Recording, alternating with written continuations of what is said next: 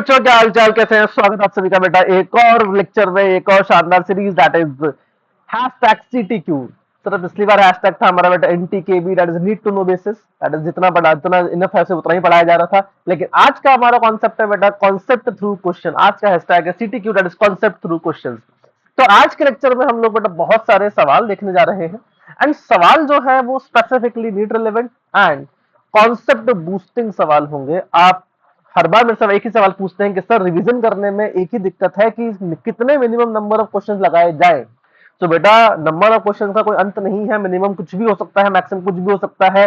It can be 10, 20, 50, 100, it can be infinite, ठीक है, कुछ भी हो सकता है। बट एक मिनिमम सेट जो होना चाहिए कि जिसके अंदर आप हर तरीके के कॉन्सेप्ट को, हर तरीके के सवाल को कवर कर रहे हो, वो बहुत जरूरी है आपके लिए। तो बेटा उसी को ही आज हम लोग लेकर आए हैं। तो एक गिवन सेट जिसके अंदर आपको मोशन और स्ट्रेट लाइन का कंप्लीट ओवरव्यू, कंप्लीट कॉन्सेप्ट जो आपके लगते हैं, वो हम लोग आज यहाँ पर देखने जा रहे हैं with some easy to moderate और बेसिकली डिफिकल्ट भी कुछ कुछ हो सकते हैं। आपको लगे कुछ क्वेश्चन डिफिकल्ट है तो आपको डिफिकल्ट हो सकता है सोचने में लगे, बट लेकिन सोल्यूशन जब आप देखोगे तो आपको लगेगा कि यार कितना आसानी से सवाल हो गया, ये तो सवाल बड़े आराम से नीट में पूछा जा सकता है क्योंकि बहुत छोटे तरीके से इसको हमने सॉल्व कर लिया है। तो इसीलिए ही बेटा ये पूरी वीडियो आपके लिए बहुत ज्यादा इंपॉर्टेंट है। रीजन, मैं बहुत सारे कॉन्सेप्ट यहाँ पे आपको रिवाइज करा दूंगा, लेकिन इन मैनर जिसमें आपको सवाल के थ्रू आएगा। तो इसलिए आज का हैशटैग है हमारा सीटीक्यू, ठीक है। सो इसको जरूर देखें, कंप्लीट वीडियो देखें, and side by side one more thing, आप हर एक क्वेश्चन पहले खुद से अटेम्प्ट करें। अगर आपसे हो जा रहा है तो वेल एंड गुड, नहीं हो रहा है तो आप अच्छे से वीडियो देखें। लेकिन इनकेस अगर आपसे हो भी जा रहा है तो हो सकता है कि आपका जो अप्रोच हो, आपके जो कॉन्सेप्ट के सोचने के तरीके हो, वो हो सकता है मेरे से अलग हो सकता है आपका लेंदी मेथड हो, मेरा शॉर्टकट मेथड हो सकता है कि भाई मेरा लेंदी मेथड आपका शॉर्टकट मेथड हो, कुछ भी हो सकता है, एक्सप्रेस है ना। तो इसीलिए कंप्लीट सॉल्यूशन को जरूर सुने, ठीक है, आपके लिए काफी ज्यादा हेल्पफुल होगा। तो चलिए बच्चों, बिना वक्त जाया कर शुरुआत करते हैं। So let's begin. So the very first question is the assertion reason. Assertion reason आपके पेपर में जरूर से आएंगे, तो बेटा इससे आप पूछ देख सकते हैं क्या रहेगा। तो the first question is the body can have the acceleration even if its velocity is zero. क्या बॉडी के पास एक्सेलरेशन हो सकता है अगर वेलोसिटी जीरो होगी? सर ऐसा हो तो सकता है, क्योंकि जब हम लोग मैक्सिमम हाइट पर पहुंचते हैं तो बेटा मैक्सिमम हाइट पर पहुंचने के बाद जो उसकी वेलोसिटी है वो जीरो हो जाती है, लेकिन एक्सेलरेशन जो है वो जी के बराबर होता है। दैट मींस बॉडी के पास एक्सेलरेशन है लेकिन वेलोसिटी जीरो है। तो इसका मतलब this assertion is absolutely correct. A body may have non-zero acceleration while having a constant velocity. Now ये थोड़ा सा गड़बड़ लग रहा है। Non zero acceleration and constant velocity, बेटा एक्सेलरेशन की अगर आप डेफिनेशन पे जाओगे तो that is rate of change of velocity. किस रेट से वेलोसिटी चेंज हो रही है उसी को ही हम लोग एक्सेलरेशन कहते हैं। और यहाँ पे वेलोसिटी कांस्टेंट है तो इसका मतलब एक्सेलरेशन मस्ट बी जीरो। अगर वेलोसिटी कांस्टेंट है, v is constant, तो acceleration must be zero. This is the must condition, क्योंकि वेलोसिटी इज कांस्टेंट। हाँ, यहां पर अगर ये कांस्टेंट स्पीड कर देता, कांस्टेंट स्पीड कर देता, तब मजा आ जाता है ना, तब मजा आ जाता, सवाल एकदम बढ़िया हो जाता, रीजन एकदम सही हो जाता, ठीक है। तो यहाँ पर लेकिन कांस्टेंट वेलोसिटी दिया हुआ है तो that means this statement is absolutely wrong. Constant velocity पे हमेशा जीरो एक्सेलरेशन होगा, तो इसका मतलब this reason is absolutely incorrect. तो the correct answer is assertion is true, reason is false, यानी कि ऑप्शन 3 इज एब्सोल्युटली करेक्ट। चलिए, आई होप आप सब लोगों ने बढ़िया आंसर दिया होगा। आगे बढ़ते हैं। A body is moving along positive x-axis. Body जो है वो हमारी पॉजिटिव एक्स एक्सिस की तरफ जा रही है। Let's say this is the positive x axis and acceleration which is directed along the positive x axis. Okay, मतलब एक्सेलरेशन भी जो है वो पॉजिटिव एक्स एक्सिस की तरफ है एंड बॉडी भी हमारी पॉजिटिव एक्स में जा रही है। तो इसका मतलब वेलोसिटी भी हमारी पॉजिटिव एक्स एक्सिस में है और एक्सेलरेशन भी हमारा पॉजिटिव एक्स एक्सिस में है। Now but whose magnitude is decreasing with time, यानी कि एक्सेलरेशन जो है वो पॉजिटिव डायरेक्शन में है, पॉजिटिव एक्स एक्सिस में है, लेकिन डिक्रीजिंग है। डिक्रीजिंग का मतलब है कि उसका मैग्नीट्यूड जो है वो कम हो रहा है। इसका मतलब होता है कि लेट्स से कि पहले अगर 10 मीटर पर सेकंड स्क्वायर था तो बाद में 8 मीटर पर सेकंड स्क्वायर हो जाएगा, फिर 7 मीटर पर सेकंड स्क्वायर हो जाएगा एंड सो ऑन चलता चला जाएगा, ठीक है। यानी कि उसका मैग्नीट्यूड जो है वो डिक्रीज कर रहा है। The speed of the particle must decrease. Okay, अगर एक्सेलरेशन डिक्रीजिंग है एंड पूछ रहा है कि स्पीड पार्टिकल की डिक्रीज करेगी, तो बेटा आपको मैंने रिवीजन लेक्चर के अंदर बहुत शानदार तरीके से एक बात सिखाई थी कि अगर स्पीड डिक्रीज कर रही है इसका मतलब रिटार्डेशन हो गया। रिटार्डेशन तब होता है जब दोनों का साइन अपोजिट होता है, यानी कि वेलोसिटी अलग है और एक्सेलरेशन अपोजिट डायरेक्शन में है। इस केस में जो है स्पीड डिक्रीज करती है, इस केस में स्पीड डिक्रीज करती है। लेकिन अगर वेलोसिटी इधर है और एक्सेलरेशन भी इधर है, तो इस केस में स्पीड क्या करेगी बेटा, इंक्रीज ही करेगी, स्पीड इंक्रीज करेगी। हाँ, अगर एक्सेलरेशन डिक्रीजिंग है तो जिस रेट से स्पीड डिक्रीज कर रही होगी, यानी कि पहले हर सेकंड में अगर जैसे 10 मीटर पर सेकंड चेंज हो रहा था, तो अगले सेकंड में हो सकता है 8 मीटर पर सेकंड ही चेंज हो, अगले सेकंड में फिर 7 मीटर पर सेकंड का चेंज आएगा। यानी कि लेट्स से कि पहले 0 से 1 के अंदर 10 मीटर पर सेकंड था, एंड उसके बाद 1 से 2 के अंदर जो चेंज आया वो कितने का आया, 8 का आया। चेंज अगर 8 का आया है तो स्पीड कितनी हो गई अब, 18 metre per second.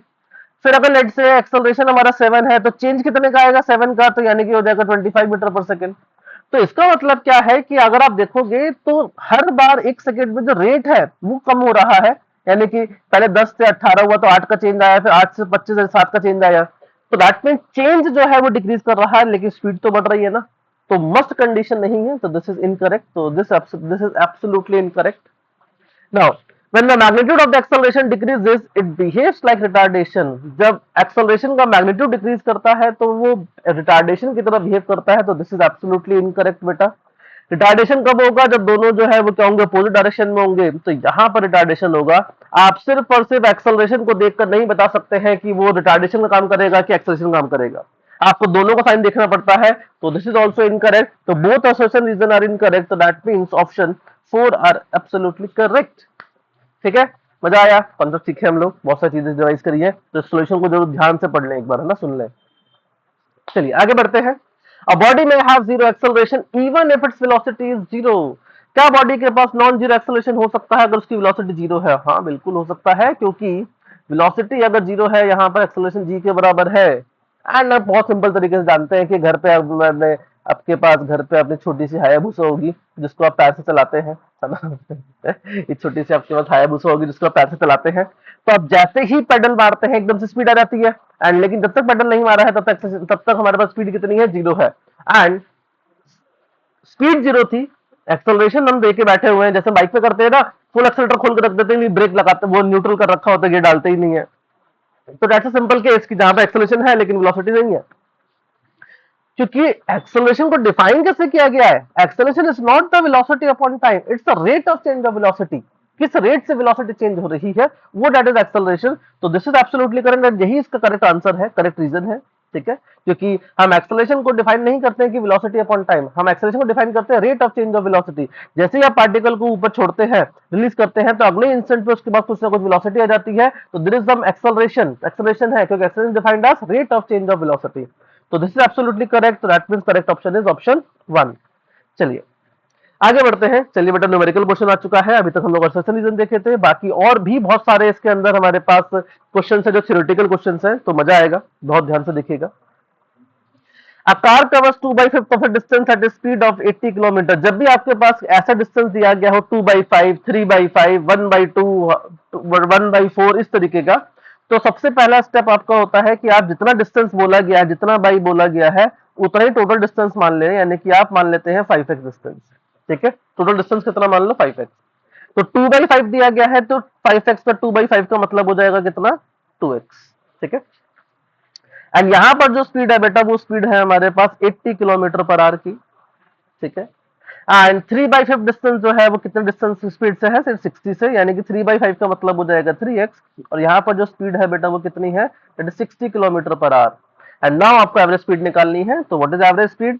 Average speed होती है बेटा total distance, that is total distance upon में टोटल टाइम टेकन, कितना आपने टाइम लिया है। तो भाई डिस्टेंस तो हमारा हो गया 5x, सॉरी, डिस्टेंस तो हमारा हो गया 5x। Now you need time, तो हमें डिस्टेंस पता है, स्पीड पता है, तो टाइम निकाल सकते हैं। तो ये हो जाएगा 2x/80 प्लस यहां से आ जाएगा 3x/60, 3x/60। तो यहां से बहुत सिंपल हो गया कि भाई x x x तो कैंसिल कर दो, वैसे भी x को जीवन में कैंसिल कर देना चाहिए, सवाल में तो बिल्कुल नहीं छोड़ना चाहिए, है ना। x कैंसिल कर दो, इसको 40, इसको 20, तो ये आ जाएगा 5 अपॉन में 40 और 20 का एलसीएम आ जाएगा 40, तो यहां से आ जाएगा कितना, डेट इज 1 प्लस ये आ जाएगा 2 आ जाएगा। तो ये आ जाएगा 200/3 which is nothing but 66.67 kilometre per hour. तो 66.67 किलोमीटर पर आवर, यानी कि ऑप्शन 4 इज एब्सोल्युटली करेक्ट। बहुत इजी सवाल था, आई होप आप सभी लोगों ने एकदम से कर लिया होगा मजेदार तरीके से। ठीक है, चलिए आगे बढ़ते हैं। A stone is dropped into the water from a bridge which is 44.1 metre above the water। पानी के ऊपर हमारे पास एक ब्रिज है और ब्रिज की जो हाइट है वो है 44.1। यहाँ पर पानी है और पानी के ऊपर एक ब्रिज बना हुआ है, दिस इज द ब्रिज। ठीक है, तो ये जो है दिस इज 44.1 मीटर हाइट पर है। The time taken by the stone to reach the water, पानी में पहुंचने में कितना समय लगेगा? पानी में पहुंचने में, ये अपने पास पानी है, ये नीला नीला आसमान, नीला नीला पानी, इस नीले आसमान में आपने, सॉरी नीले पानी में आपने पत्थर मारा है। क्यों मारा है पता नहीं, बट लेकिन मारा है, आदत है हमारी। तो जब आपने इसमें पत्थर ड्रॉप किया है, that is u equal to 0, तो हम जानते हैं कि जब किसी भी पार्टिकल को किसी हाइट h से ड्रॉप किया जाता है, जब किसी भी पार्टिकल को किसी हाइट h से ड्रॉप किया जाता है तो उसको टाइम लगता है बेटा कितना, √2h/g।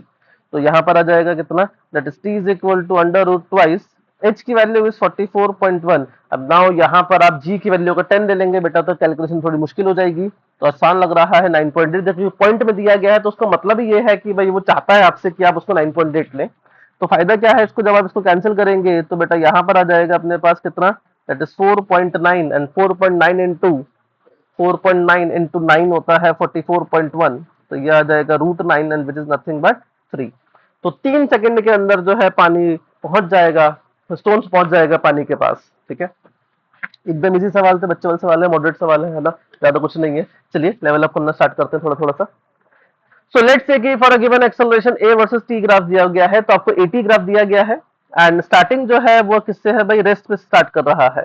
Initial velocity must be 0, initial velocity must be 0।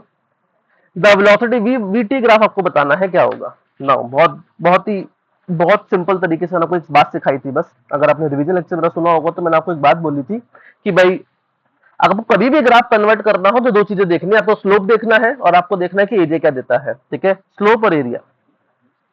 Now अगर मैं आपसे कहूं कि एक्सेलरेशन टाइम ग्राफ ये है और एक्सेलरेशन कैसा है सर, एक्सेलरेशन डिक्रीजिंग है, एक्सेलरेशन जो है वो डिक्रीज कर रहा है, सही बात है सर। एंड अगर वीटी ग्राफ मेरे को बनाना है तो बेटा वीटी ग्राफ के लिए क्या होता है, वीटी ग्राफ का जो स्लोप होता है वो देता है एक्सेलरेशन। एंड अगर एक्सेलरेशन डिक्रीजिंग है तो इसका मतलब क्या है, इसका मतलब है कि स्लोप ऑफ वीटी कर्व जो होगा वो कैसा होना चाहिए, वो डिक्रीजिंग होना चाहिए। अब चेक कर लो किसमें स्लोप डिक्रीज कर रहा है, इसमें स्लोप कैसा है, slope is constant, constant slope. इसमें भी क्या है, कांस्टेंट स्लोप। अब यहां पर स्लोप और यहां पर स्लोप, तो बेटा आपको याद होगा इस तरीके का, एक हमारे पास ऐसा होता है और एक हमारे पास रोता हुआ फेस और एक हंसता हुआ फेस। जिनकी तैयारी बढ़िया चल रही है वो ऐसे, जिनकी तैयारी खराब चल रही है वो ऐसे, है ना। सो लेकिन अगर आप इसको देखोगे ध्यान से तो यहाँ पर कैसा है, डिक्रीजिंग स्लोप है, this is slope decreasing. And इसको आप देखोगे तो दिस इज द कंप्लीट, अगर बनाऊंगा तो ये रोती हुई स्माइल बन जाएगी, एंड अगर इसको कंप्लीट बनाऊंगा तो बेटा ये हंसती हुई स्माइल बन जाएगी। तो इसका मतलब क्या है, यहाँ पे स्लोप इंक्रीजिंग है और यहाँ पे स्लोप क्या है, डिक्रीजिंग है। सर ये रोना गाना हमारे समझ में नहीं आया सर, अच्छे से बताओ। ठीक है बेटा, अच्छे से बताओ। तो यहाँ पे आप कुछ मत करो बेटा, यहाँ पे टेंजेंट ड्रॉ करो, यहाँ पे टेंजेंट ड्रॉ करी, यहाँ पे टेंजेंट ड्रॉ करी, एंड टेंजेंट का एंगल जो है यहाँ पे थीटा है, यहाँ पे थीटा 0 है। तो ऑब्वियस सी बात है कि यहाँ पे से स्लोप की वैल्यू नॉन जीरो है और यहाँ पे स्लोप की वैल्यू 0 है। तो नॉन जीरो से जीरो स्लोप क्या करा, डिक्रीज कर गया सर, बिल्कुल सही बात है, डिक्रीज कर गया। और वीटी ग्राफ का स्लोप क्या देता है, एक्सेलरेशन। सर यहाँ पर थीटा अगर मैं 0 बनाता हूँ तो यहाँ पे थीटा कुछ हो जाएगा, दैट इज नॉन जीरो। तो यहाँ पर स्लोप 0 है तो यहाँ पर स्लोप क्या हो जाएगा, नॉन जीरो। इसका मतलब यहाँ पे स्लोप इंक्रीजिंग है, यहाँ पे डिक्रीजिंग है। तो थर्ड वाला एकदम अच्छा लग रहा है सर, तो थर्ड ऑप्शन लगा दीजिए आप, एक शाबाश। चलिए आगे बढ़ते हैं। The position x of a particle on a straight line motion is given by x is equal to 2 plus 10t minus 5t square. Its velocity graph is best represented by। तो भाई आपको पोजीशन टाइम की equation दे रखी है और आपसे कहना चाहता है कि बताइए कि इसकी वेलोसिटी की इक्वेशन क्या होगी। तो वेलोसिटी ग्राफ कैसा होगा, तो ग्राफ बनाने के लिए सबसे पहला काम तो हमारा यही है कि भाई हमें सबसे पहले क्या चाहिए होगा, वेलोसिटी चाहिए होगी। तो v हमारे पास हो जाता है बेटा dx by dt, यानी कि differentiation of x with respect to t। तो 2 का डिफरेंशिएशन होता है 0, 10t का हो जाएगा 10 और 5t स्क्वायर का हो जाएगा दैट इज 10t। तो आप यहाँ पे v इज इक्वल टू लिख सकते हैं that is -10t plus 10। And now you can compare it, इसको कंपेयर कर सकते हैं y is equal to mx plus c से। तो बेटा स्लोप कैसा है, नेगेटिव है सर, एंड इंटरसेप्ट कैसा है सर, पॉजिटिव है। तो इंटरसेप्ट पॉजिटिव, नेगेटिव स्लोप, लेकिन सर ऐसे हमारे पास दो ग्राफ दिख रहे हैं, एक तो हटा दो, ये हटा दो, ठीक है, ये कर्व दिख रहे हैं और हमारे पास ग्राफ कैसा आएगा, स्ट्रेट लाइन आएगा, ठीक है। This is the equation of a straight line. अब नेगेटिव स्लोप, पॉजिटिव इंटरसेप्ट, लेकिन बहुत सिंपल सी छोटी सी बात है कि t इक्वल टू जीरो पर, at t equal to zero, बताइए वेलोसिटी कितनी आ रही है सर, वेलोसिटी आ जाएगी हमारे पास t इक्वल टू जीरो रखेंगे तो 10 आ जाएगी, और यहाँ पर t इक्वल टू जीरो पर कितनी वेलोसिटी है सर, यहाँ पे 20 है, तो ये तो वैसे ही गलत हो गया। तो कौन सा बच गया हमारे पास सर, ऑप्शन नंबर अच्छा लग रहा है, एकदम बढ़िया। तो option one is absolutely correct. Clear है भाई, चलिए आगे बढ़ते हैं। A particle drop from some height h from the ground, okay, आपने h हाइट से क्या करा है, एक पार्टिकल को ड्रॉप कर दिया है। क्यों गिराते हैं पता नहीं पार्टिकल बेचारे को, ऐसे इतना गिरा हुआ है, तो इसको और गिरा दिया है। तो लेट से आपने इसको h हाइट से गिराया है, 3 सेकंड के बाद पार्टिकल को रोक दिया जाता है। ओहो हो सर, नया सवाल लग रहा है। हाँ सर, नया सवाल तो है। तो 3 सेकंड पर आपने क्या करा है, पार्टिकल को ड्रॉप कर दिया, रोक दिया है, यानी कि यहाँ पे कुछ वेलोसिटी थी लेकिन आपने वापस से इसको यहाँ पे कर दिया है, रोक दिया है। तो अगेन यहाँ पर जो वेलोसिटी होगी वो बेटा कितनी होनी चाहिए, तो 0 होनी चाहिए, ठीक है। नाउ आगे बढ़ते हैं। After 3 second the particle stop and again dropped and it takes further 4 second to reach the ground, and यहां से फिर से आपने इसको ड्रॉप किया है, यानी कि v0 रहेगा। एंड अब इसको यहां पहुंचने में 4 सेकंड और लगे, ठीक है। यहां से यहां पहुंचने में कितना टाइम लगा, इसको 4 सेकंड और लगा, यानी कि टाइम हो गया होगा 7, तो ये लगे इसको 4 सेकंड। तो सवाल में पूछ रहा है total time of fall if the particle were not stop, total time कितना लगता अगर पार्टिकल को स्टॉप ही नहीं करता तो। वाह यार क्या सवाल बनाया, मजेदार सवाल, एक बहुत बेसिक सवाल, बहुत इजी सवाल। देखो कैसे, बेटा हमें एक बात पता है कि अगर किसी पार्टिकल को आप ड्रॉप करोगे तो 3 सेकंड में कितना डिस्टेंस ट्रेवल करेगा वो, तो 3 सेकंड में, इन 3 सेकंड कितना डिस्टेंस ट्रेवल करेगा सर, ये करेगा S is equal to U T plus half A T square लगा के मैं यहाँ से निकाल सकता हूँ। तो यू की वैल्यू 0 हो जाएगी, इसको हटाओ, एंड हाफ जी की value is 10 and time is 3, तो 3 का स्क्वायर। तो यहां से हमारे पास आ जाएगा 90/2 यानी कि 45 मीटर, तो 45 मीटर चलेगा सर यहाँ पर वो, ठीक है। अगर आप इसके ऊपर भूल जाओ तो बेटा हमने यहां से भी तो ड्रॉप ही किया है ना इसको, और ड्रॉप करके आपके पास कितना चला है सर, ये 4 सेकंड चला है। तो 4 सेकंड में कितना डिस्टेंस चलेगा सर, 4 सेकंड में डिस्टेंस चलेगा ये अगेन दैट इज हाफ, ए की value is 10 and T is 4, तो ये हो जाएगा बेटा 160/2 यानी कि 80 मीटर। तो भाई 45 मीटर ये था, 80 मीटर ये था, तो टोटल हाइट कितनी हो गई सर, टोटल हाइट हो चुकी है अब हमारे पास 125 मीटर। टोटल हाइट जो है वो अब हमारे पास कितनी हो चुकी है, दैट इज 125 मीटर। तो अब बहुत सिंपल हो गया कि अगर आप किसी पार्टिकल को 125 मीटर से गिराओगे तो उसको कितना समय लगेगा, तो t is equal to √2 into में 125 अपॉन में 10, तो बेटा ये आ जाएगा 250/10 that is 25 and √25 is 5 second. तो 5 सेकेंड में जो है वो पूरा पहुंच जाता अगर आप उसको रोकते नहीं, ठीक है। तो that means option one is absolutely correct. कैसा लगा सवाल, मजा आया, एकदम बढ़िया, ठीक है। चलिए आगे बढ़ते हैं। A body having initial velocity u is uniformly accelerated with an acceleration a for time t, then the average velocity over the time t is, तो t टाइम में कितनी वेलोसिटी होगी। यूनिफॉर्म एक्सेलरेशन है, यूनिफॉर्म एक्सेलरेशन का मतलब है कि acceleration is constant. अगर एक्सेलरेशन कांस्टेंट तो आप यहाँ पर इक्वेशन ऑफ मोशन को बड़े आराम से इस्तेमाल कर सकते हैं। तो एवरेज वेलोसिटी अगर टाइम का फंक्शन, वेलोसिटी अगर टाइम का फंक्शन है तो मैंने आपको सिखाया था कि एवरेज वेलोसिटी निकालने का तरीका क्या होता है, उसको आप इंटीग्रेट करें एंड डिवाइड कर दें किससे बेटा, टाइम इंटरवल से। डिवाइड कर दें बेटा किससे, दैट इज टाइम इंटरवल से। अगर आप 0 से t तक की बात कर रहे हैं तो आप t टाइम इंटरवल से क्या कर दीजिए, डिवाइड कर दीजिए। एंड अगर एक्सेलरेटेड वेलोसिटी है uniformly accelerated v is equal to u plus at, तो सर बेटा यहां से v एवरेज आ जाएगा sir u plus at into में dt and divided by time interval, and time interval small t ही है तो मैं स्मॉल t ही रखता हूं, मैं नहीं चेंज करता। तो दैट इज 0 से लेकर t तक, 0 से लेकर t तक, ठीक है, 0 से लेकर t तक।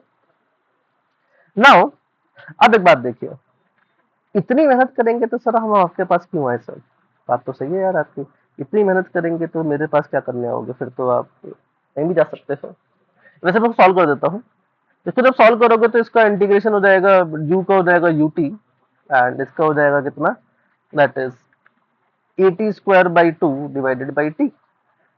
तो यहाँ से एक टी से एक टी क्या हो जाएगा, कैंसिल आउट हो जाएगा, एक टी से एक टी कैंसिल आउट हो जाएगा, तो ये आ जाएगा 2u plus A T upon में 2 and option 3 is absolutely correct, match कर जाएगा। सर इतनी मेहनत तो नहीं हो पाएगी, सही बात है। तो average velocity is initial velocity plus final velocity by 2 under condition जब एक्सेलरेशन क्या हो, कांस्टेंट हो, जब एक्सेलरेशन क्या हो, कांस्टेंट हो। Initial velocity plus final velocity by 2, ठीक है, जिस भी टाइम इंटरवल की बात हो रही हो। तो initial velocity is u, final velocity is u plus at and divided by 2, तो ये आ जाएगा बेटा 2u प्लस at बाई 2। वाह सर, मजा ही आ गया है सर, वाह यार सर। तो ऑप्शन 3 बेटा एकदम बढ़िया हो जाएगा, ठीक है, ऑप्शन 3 एकदम बढ़िया, एकदम इजी हो जाएगा, है ना, इस तरीके से आप इसको लगा सकते हैं। तो this is one of the NSS, इसको आप याद कर सकते हैं, ठीक है, बढ़िया तरीके से। चलिए आगे बढ़ते हैं। The displacement x of a body having relation with time x is equal to this, the distance covered by the body in the first 2 seconds is, पहले 2 सेकंड में कितना डिस्टेंस ट्रेवल करेगा ये आपसे जानना चाहता है, डिस्टेंस जानना चाहता है, नॉट डिस्प्लेसमेंट, ध्यान रखेंगे, ठीक है, डिस्टेंस जानना चाहता है। तो जब भी आपके पास कभी भी सवाल के अंदर ऐसे नेगेटिव दिखाई दे, तो सबसे पहला काम आपका होना चाहिए कि आप ये चेक करें कि पार्टिकल मुड़ तो नहीं रहा, और मुड़ेगा बेटा जहां पर, वहां पर जहां पर वेलोसिटी कितनी होगी, 0 एट द टर्निंग पॉइंट। क्योंकि अगर पार्टिकल मुड़ रहा होगा तो भाई डिस्टेंस और डिस्प्लेसमेंट उसके सेम नहीं होंगे। तो अगर मैं ट्रेक करूं वेलोसिटी 0 करने का, तो बेटे पहले मुझे वेलोसिटी निकालनी पड़ेगी, तो velocity is dx by dt, तो ये हो जाएगा बेटा 6t माइनस 6, एंड इसको जब 0 रखेंगे तो t की वैल्यू आ जाएगी 1, यानी कि 1 सेकंड पे वेलोसिटी 0 होगी, और हमसे पूछ रहा है पहले 2 सेकंड में, तो इसका मतलब क्या है कि ये पार्टिकल चलते चलते मुड़ जाएगा, चलते चलते यूं ही मुड़ जाता है ये, तो बेटा ये मुड़ जा रहा है, ठीक है। तो ये t equal to 1 and something like this, ठीक है, path will be like this. तो पार्टिकल ऐसे जा रहा होगा एंड चलते चलते 1 सेकंड पे क्या कर जाएगा, फिर वापस मुड़ जाएगा, उल्टा आ जाएगा, ठीक है। तो दैट मीन डिस्टेंस और displacement is not same, obvious सी बात है। अब ऐसे सवाल को सबसे जल्दी तरीका करने का तरीका क्या है कि हम एक बात जानते हैं कि बेटा वीटी ग्राफ का जो एरिया होता है वो आपको देता है डिस्प्लेसमेंट, वेलोसिटी टाइम ग्राफ का जो एरिया होता है वो देता है डिस्प्लेसमेंट। और अगर आपको v is equal to 60 minus 6 है, तो बेटा ग्राफ कैसा बनेगा, सर इसका इंटरसेप्ट कैसा है, नेगेटिव है एंड स्लोप पॉजिटिव है, तो नेगेटिव इंटरसेप्ट पॉजिटिव स्लोप, तो minus 6 and slope is positive 6, इस तरीके का ग्राफ बनना चाहिए। एंड t इक्वल टू 1 पर इसकी वेलोसिटी 0 होगी, और हमें निकालना है कहां पर, 2 पर। तो भाई 2 पर मुझे वेलोसिटी भी चाहिए होगी, तो at t equal to 2 velocity कितनी हो जाएगी, 6 इंटू 2 माइनस 6, यानी कि 6 मीटर पर सेकंड आ जाएगा। तो this is 6, this is minus 6, and ये अपने पास वीटी ग्राफ है, this is the VT graph, and बहुत सिंपल दिख रहा है। आप अपने को क्या निकालना है भाई, अपने को निकालना है कि कितना डिस्टेंस चलेगा, तो जितना एरिया ये होगा प्लस जितना एरिया ये होगा, तो डिस्टेंस जो है वो बराबर हो जाएगा कितना, that is half into 6 into 1, half into 6 into 1, and दोनों एरिया सेम दिख रहे हैं क्योंकि टाइम इंटरवल दोनों का सा है 1 का ही है, दोनों टाइम इंटरवल 1 के हैं, एंड हाइट भी दोनों की 6 ही है, तो इंटू में 2 कर देते हैं, तो कितना आ जाएगा बेटा, ये 6 मीटर आ जाएगा, कितना आ जाएगा, 6 मीटर आ जाएगा। तो यानी कि ऑप्शन 2 इज एब्सोल्युटली करेक्ट। अगर आपसे यहाँ पर डिस्प्लेसमेंट पूछता तो आंसर क्या हो जाता, सर 0 हो जाता, क्योंकि जितना पॉजिटिव में था उतना ही क्या था, नेगेटिव में था, तो इसलिए 0 हो जाता। लेकिन डिस्टेंस पूछा गया है, तो डिस्टेंसेस आपको दोनों एरिया को क्या करना है, ऐड करना है, ठीक है, एंड दोनों का टाइम इंटरवल सेम था, हाइट सेम थी, तो इसलिए मैंने क्या कर दिया बेटा, 2 से मल्टीप्लाई कर दिया। चलिए आगे बढ़ते हैं।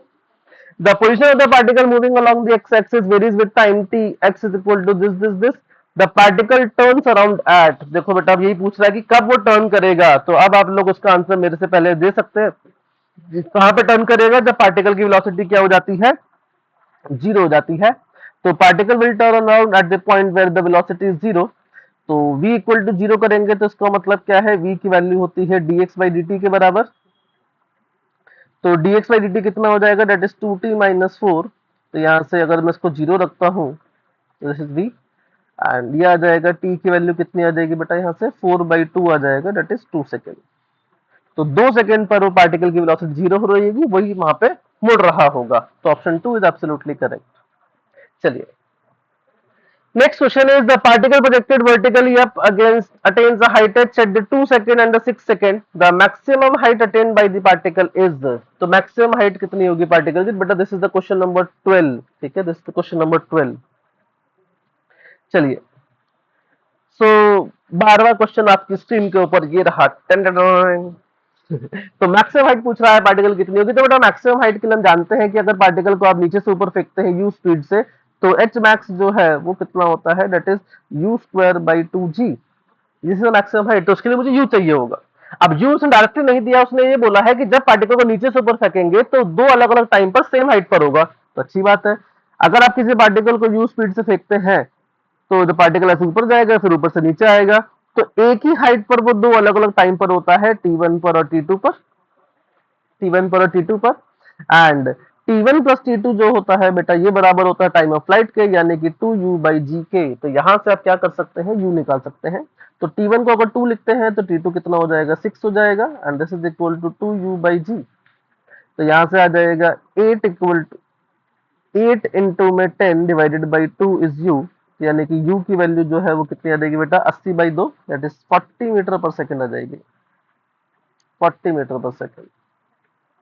एंड अगर u आ चुका है आपके पास तो अब आप क्या निकाल सकते हैं, now you can calculate, now you can calculate. हमारा सिस्टम हैंग कर रहा है, it is not responding, I don't know why this is happening, why this is happening, but it is hanging, it is hanging, it is hanging.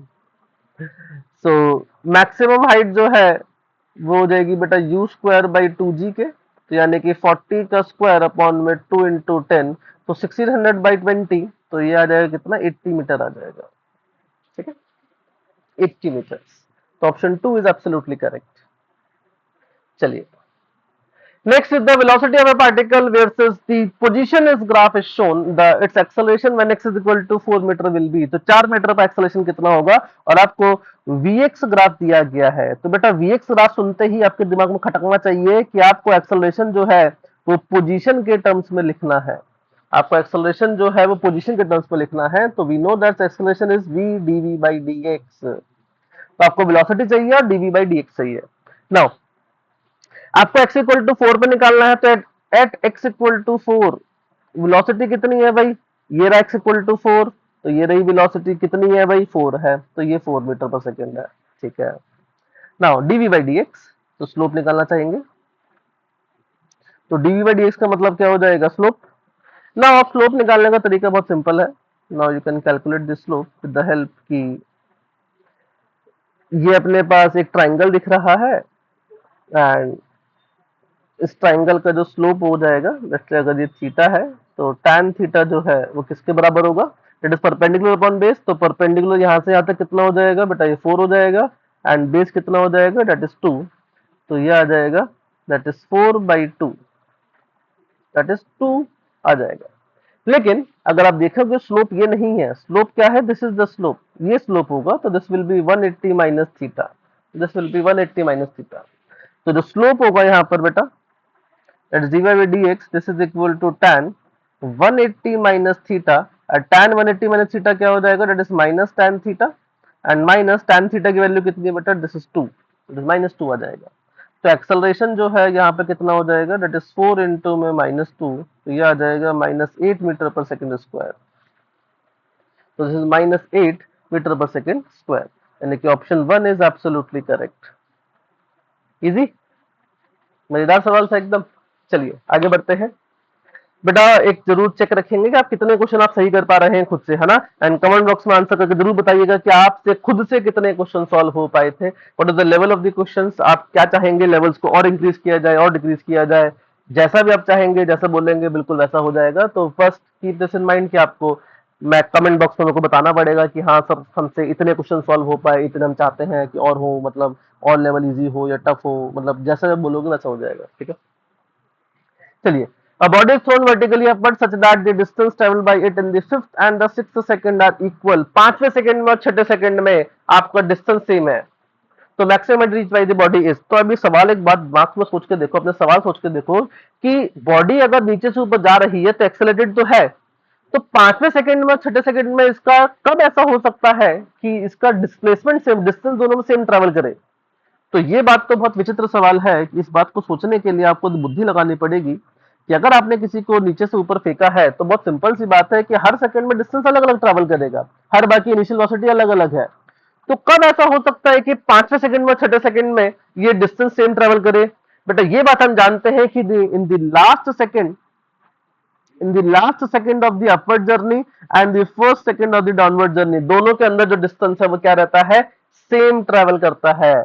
तो इसका मतलब अगर मैं यहाँ पे कहूं कि ये मेरा t इक्वल टू 4 है और ये t इक्वल टू 5 है, तो ये t इक्वल टू 6 हो जाएगा। यानी कि this is the fourth second, this is the fifth second and this is the sixth second. तो पांचवें सेकेंड में और छठे सेकेंड में डिस्टेंस क्या हो जाएगा? सेम हो जाएगा। तो बहुत सिंपल हो गया है बेटा। मैक्सिमम हाइट कितनी अचीव करी ये जानना चाहता है, और एच मैक्स जो होता है वो होता है यू स्क्वायर बाई 2g, तो मुझे यू चाहिए होगा। एंड नीचे से ऊपर ये कितनी देर में पहुंच जा रहा है बेटा? सर 5 सेकेंड में पहुंच जा रहा है। तो टाइम ऑफ एसेंट जो है that is u by g, तो टाइम ऑफ एसेंट इज 5, तो u की वैल्यू निकालनी है, g की वैल्यू 10, तो u आ जाएगा कितना? 50 मीटर पर सेकंड, यानी कि 50 मीटर पर सेकंड से आपने फेंका होगा। तो इसीलिए बेटा आपका जो एच मैक्स है वो कितना आ जाएगा? 50 का स्क्वायर अपॉन में 2 इंटू 10, 2 इंटू 10, तो ये आ जाएगा 2500 बाई 20, तो 2500 बाई 20, तो एक जीरो जीरो कैंसिल कर देते हैं, 250 बाई 2, तो यानी कि 125 मीटर आ जाएगा। तो दिस इज 125 मीटर, यानी कि ऑप्शन 3 इज एब्सोल्युटली करेक्ट। मजा आया? इजी सवाल, बेसिक सवाल, लेकिन सोच, आप सोच देखो, है ना। Do not learn the question, question नहीं लर्न करना है, अप्लाई द कॉन्सेप्ट, कॉन्सेप्ट सीखो, कॉन्सेप्ट समझो, कॉन्सेप्ट क्या लग रहा है, क्या हो रहा है, क्या सोच रहा हूँ, मैं सब बता रहा हूँ कि मैं क्या सोच रहा हूँ, तो मेरी सोच सीखो। लर्न द सोच, वो सोच सीखो कि मैंने क्या सोच के सवाल कर रहा हूं मैं, है ना। आंसर रट लोगे तो कुछ नहीं हो पाएगा जीवन में, ठीक है। चलिए आगे बढ़ते हैं। The acceleration time graph of a particle moving along a straight line as shown in the figure. The time taken by the particle to acquire its initial velocity is.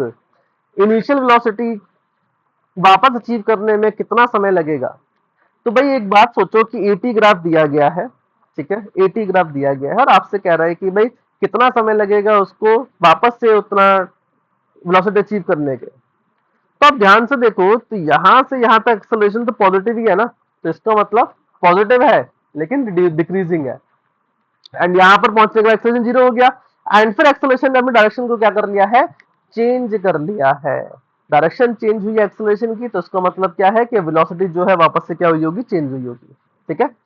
Now acceleration और time का जो graph होता है बेटा, उसका area जो होता है वो देता है change in velocity. So area under eighty curve, area under eighty, ये देता है आपको चेंज इन वेलोसिटी। ये क्या देता है? ये देता है चेंज इन वेलोसिटी। और हम चाहते हैं कि चेंज इन वेलोसिटी यानी कि v माइनस यू, और हम चाहते हैं कि वेलोसिटी जो है वो किसके बराबर हो जाए? इनिशियल के, तो यानी कि u माइनस यू, बेटा ये कितना हो जाएगा? जीरो। तो बेसिकली आपको एरिया कितना करना है इसका? सर जीरो करना है। जीरो एरिया कब होगा? कब होगा जीरो एरिया? तो यानी जितना ऊपर था उतना ही क्या होना चाहिए? नीचे होना चाहिए। तो इसका मतलब ये अगर 6 है, ये 2 है, तो बहुत सिंपल हो गया अब तो ये कि सर यहाँ पर ये -6 होना चाहिए और यहाँ पर ये 4 हो जाएगा। तो जितना पॉजिटिव एरिया होगा उतना ही क्या हो जाएगा? नेगेटिव एरिया हो जाएगा। यानी कि 4 सेकंड पर इसका जो वेलोसिटी है वापस से किसके बराबर हो जाएगी? इनिशियल वेलोसिटी के बराबर हो जाएगी। यानी कि ऑप्शन 1 इज एब्सोल्युटली करेक्ट। मजा आया? कॉन्सेप्ट देखो, कॉन्सेप्ट सीखो, द कॉन्सेप्ट, आंसर निकालना it's not a trick. Concept सीखो, जब सोच सिखाना चाहता हूं ना, वो सोच सीखो। जब वो सोच सीख जाओगे ना तब मजा आएगा। चलिए अगेन कन्वर्जन ग्राफ दिख रहा है आपको। Velocity versus displacement S graph of a body moving in straight line is shown. आपको v वर्सेस एस ग्राफ दिया गया है। It's corresponding acceleration a versus displacement क्या होगा? भाई vs दिया, ग्राफ दिया गया और as पूछ रहा है। a को s के टर्म में लिखने का एक ही मेरे पास तरीका है, दैट तरीका is v dv by ds, ठीक है। तो मुझे dv by ds के बारे में बात करनी चाहिए और मुझे v के बारे में बात करनी चाहिए। अब इस ग्राफ को स्टडी करते हैं। अगर ये स्ट्रेट लाइन है तो स्ट्रेट लाइन ग्राफ कब बनता है? सर स्ट्रेट लाइन ग्राफ तब बनता है जब y is proportional to x होता है, यानी कि दोनों की पावर 1 होती है। तो इसका मतलब क्या है कि सर यहां पर ये तब पॉसिबल है, ये तब पॉसिबल है जब v प्रोपोर्शनल हो किसके? s के। v की जो प्रोपोर्शनलिटी है वो किसके साथ हो? s के साथ हो। कैसी प्रोपोर्शनलिटी होनी चाहिए? सर स्ट्रेट लाइन है तो लीनियर प्रोपोर्शनलिटी होनी चाहिए, यानी कि v is proportional to s। And sir what about dv by ds? अगर मैं यहाँ से dv बाई डी एस निकालता हूं तो क्या dv by D S, S का डिफरेंशिएशन क्या हो जाएगा 1, तो क्या dv by D S independent of S हो गया? हाँ सर, वैसे भी दिख रहा है स्ट्रेट लाइन का जो स्लोप होता है वो क्या होता है, कांस्टेंट वैल्यू होती है, इट्स अ कांस्टेंट। तो dv बाई डी एस जो है वो डिस्टेंस के क्या है, डिस्टेंस के क्या है, इंडिपेंडेंट है। तो नाउ अगर ये हमारा कांस्टेंट हो गया, ये कांस्टेंट हो गया, तो क्या acceleration directly proportional to velocity हो गया? लेकिन वेलोसिटी किसके प्रोपोर्शनल है, एस के। तो इन दोनों को कंबाइन कर दोगे, जब इन दोनों को कंबाइन करोगे तो यू विल गेट इनको कंबाइन करोगे तो you will get a is proportional to s. A is proportional to s मतलब ग्राफ कैसा बनना चाहिए sir, a is proportional to s का ग्राफ बनना चाहिए स्ट्रेट लाइन। तो बेटा पैराबोला गलत, कांस्टेंट गलत, स्ट्रेट लाइन बढ़िया लग रहा है, पैराबोला गलत। क्लियर है? तो the correct answer is option 3। तो वीएस ग्राफ से एएस ग्राफ ड्रॉ किया है, सिर्फ बुद्धि लगाइए, कुछ नहीं करा है, कोई कैलकुलेशन नहीं करी है, सिर्फ और सिर्फ बुद्धि लगानी है। ठीक है, सिर्फ और सिर्फ बुद्धि। तो बेटा ग्राफ कन्वर्जन के लिए बस दो ही चीजें ध्यान रखनी है, स्लोप चेक करो, इधर चेक करो। ठीक है, चलो आगे बढ़ते हैं। A ball is drop from a height on the floor, on the colliding with floor it loses some of its energy, कुछ एनर्जी लूज कर देता है। Which speed time graph best represent the motion of the ball. बहुत ध्यान से एक बात पढ़िएगा कि पूछ क्या रहा है, पूछ रहा है आपसे speed time graph. Speed time graph कभी भी नेगेटिव नहीं होता है, पहली चीज। ठीक है, अच्छा दूसरी चीज, भाई स्पीड टाइम ग्राफ हो चाहे कोई सा भी ग्राफ है, वीटी ग्राफ हो, एक्सेलरेशन देगा, इसका स्लोप क्या देगा, एक्सेलरेशन। एंड जब किसी बॉडी को ड्रॉप किया जाता है किसी हाइट से, तो उसका बेटा जो एक्सेलरेशन होता है वो क्या होता है, जी के बराबर होता है। ठीक है, एक्सेलरेशन जो है वो क्या होता है, जी के बराबर होता है। एंड सबसे इंपॉर्टेंट, अगर आपने इसको ड्रॉप किया है, इफ यू ड्रॉप इट, तो initial velocity must be zero. And अगर इनिशियल वेलोसिटी जीरो है तो टी इक्वल टू जीरो पर वेलोसिटी ग्राफ कहां से स्टार्ट होना चाहिए, ओरिजिन से स्टार्ट होना चाहिए। तो टी इक्वल टू जीरो पर कहां से स्टार्ट हो रहा है, यहां से हटा दो। अब बच के तीन ऑप्शन 1 3 4। ठीक है, 1 3 4 यहाँ आएगा आएगा आएगा आएगा आएगा, यहाँ पहुंचेगा, यहाँ पे इसके पास कुछ वेलोसिटी होगी v, टकराएगा, एनर्जी लूज करेगा। अगर एनर्जी लूज करेगा तो ऑब्वियस सी बात है इसकी स्पीड क्या हो जाएगी, कम हो जाएगी। उसी पॉइंट पर टकराने के बाद इसकी डायरेक्शन चेंज करेगी, लेकिन स्पीड जो है वो कम हो जाएगी और वो v से कम होगी, जितनी v पर थी उससे क्या होगी, कम होगी। तो यानी कि यहां से t इक्वल टू जीरो से यहां तक पहुंचने में स्पीड पहले बड़ी होगी, इंक्रीज करी होगी सर, बढ़ रही है बढ़ रही है बढ़ रही है, लेकिन जब वापस जाएगी तो स्पीड उसके बाद कुछ ना कुछ होगी, लेकिन v से कम होगी। तो यहां पर उतनी ही स्पीड रखी गई है तो गलत हो गया, और यहां पर स्पीड कितनी कर दी गई है, जीरो कर दी गई है, तो ये भी गलत हो गया। यहां पर स्पीड क्या कर दी है, जीरो कर दी है, एंड यहां पर स्पीड उतनी ही रखी है जितनी पहले थी, लेकिन ऐसा है नहीं क्योंकि एनर्जी लूज कर रहा है, एनर्जी लूज कर रहा है तो स्पीड कम होगी, स्पीड कम होगी तो उसका मतलब जितनी थी उससे थोड़ी सी कम हो जाएगी। एंड जैसे जैसे ऊपर जाता जाएगा स्पीड क्या करती रहेगी, कम करती रहेगी, स्पीड कम करती रहेगी, कम करती रहेगी, एंड मैक्सिमम हाइट पर स्पीड कितनी हो जाएगी, जीरो। एंड फिर वहां से वापस नीचे आएगा तो स्पीड क्या करेगी, बढ़ेगी। तो द मोस्ट अप्रोप्रिएट ग्राफ जो है वो कौन सा हो जाएगा बेटा, ऑप्शन 3 हो जाएगा। क्लियर है? कोई पेन नहीं चलाया है, कुछ नहीं करा, सिर्फ सवाल सोचा है, मोशन सोचा है।